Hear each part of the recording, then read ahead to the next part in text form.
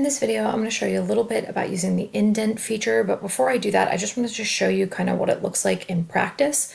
So here's a previous unit that I completed. You'll notice the unit overview page is flushed to the left, and then before we actually started reading the novel, I indented all of the assignments and the links that were part of the pre-reading. Then once we started the novel's broken down into 3 parts. I copied the exact section headers from the novel, so part 1, the hearth and the salamander. And then from there, I left aligned the reading section, so we broke those parts into smaller sections, pages 1 through 15. And then the assignments based on that reading, I indented 1 level further. So I kind of use indents to show what you were reading, and then what assignments, like this one had 3, went with that section of the reading. So that was one way that I organized the course, and I found that that worked for me. Play around with indentation, play around with your organization. The key is to be consistent. So if you find something, use it at least for that unit. If you're going to change it, make sure you explain that change between the units. Ideally, you'll find something that you can use for all your units. All right, so let me show you how to actually go about doing that. Okay. So here I'm back in the sample module that I'm creating, and let's say I've already got my indentation here, but maybe I want to change it, right?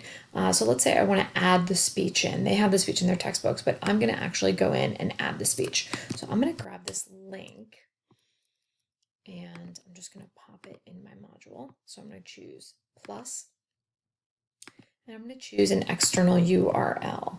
So I'm going to put the URL there, and I still want to give it a name. So I'm going to call this soft size speech at the UN. All right, I'm going to choose to load it in a new tab because I don't want my kids ever leaving Canvas. So if they're going to have something extra, I want to open it in a different tab, and Canvas is still open for them. I'm going to add the item in.